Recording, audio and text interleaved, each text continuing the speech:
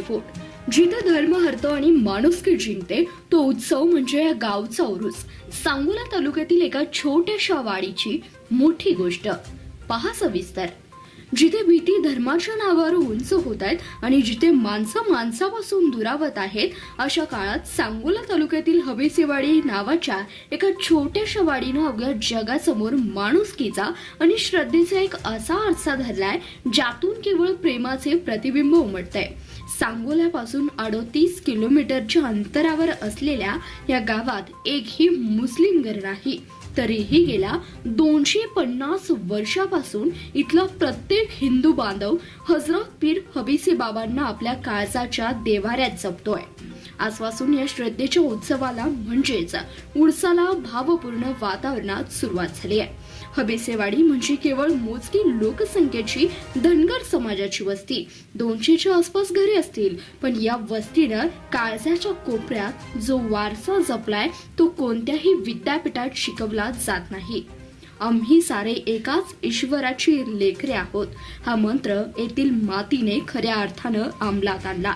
आमच्या वाडीत मुस्लिम बांधव नसले तरी काय झालं, पीर हबीसे बाबा आमचे रक्षण करतात। पिढ्यानपिढ्या आम्ही ही सेवा करत आलोय आणि मरेपर्यंत ही परंपरा आमच्या रक्तात राहील, अशा भावना येथील ग्रामस्थांच्या डोळ्यातून ओसंडून वाहणाऱ्या श्रद्धेतून स्पष्ट जाणवतात।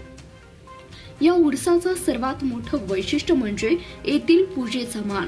हबीसेवाडीत मुस्लिम वस्ती नसली तरी बाबांच्या सेवेसाठी शेख घराण्यानं आपलं पिढ्यानपिढ्यांची निष्ठा अर्पण केली आहे। कित्येक वर्ष कैलासवासी बाबालाल शेख यांनी या ठिकाणी मुलांनी आणि मुजावर म्हणून प्रत्येक निष्ठेनं सेवा बजावली। त्यांच्या निधनानंतर हा भक्तीचा वारसा त्यांचे सुपुत्र चांदभैया शेख हे गेल्या 30 वर्षापासून तितक्याच ताकदीने आणि श्रद्धेने पुढे चालवत आहेत। गाव हिंदूंचं आणि पुजारी मुस्लिम हा मेळ म्हणजे केवळ परंपरा नसून एकात्मतेचे जिवंत उदाहरण आहे। चांदभैया शेख यांनी हबीसेवाडीतील ग्रामस्थ यांच्यातील हे नातं रक्तांच्या नात्यापेक्षाही घट्ट बनलंय। आज गुरुवारपासून सुरुवात झाली आहे। मुस्लिम परंपरेनुसार अत्यंत साध्या आणि पवित्र वातावरणात धार्मिक विधी पार पडतात। संपूर्ण गाव बाबांच्या चरणी नतमस्तक होतं।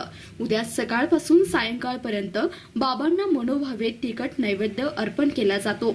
रात्रीच्या वेळी सांस्कृतिक कार्यक्रमातून भक्तीचा जागर होईल। या उरसाचा मुख्य दिवस म्हणजे तो शनिवारी सकाळी तुपात बनवलेला मलिदा गोड नैवेद्य बाबांना अर्पण केला जातो। चिमुकल्यांचे हसणं, खेळण्याची दुकाने आणि मलिद्याचा तो सुगंध जणू अवघे गाव भक्तीत न्हाऊन निघणार आहे।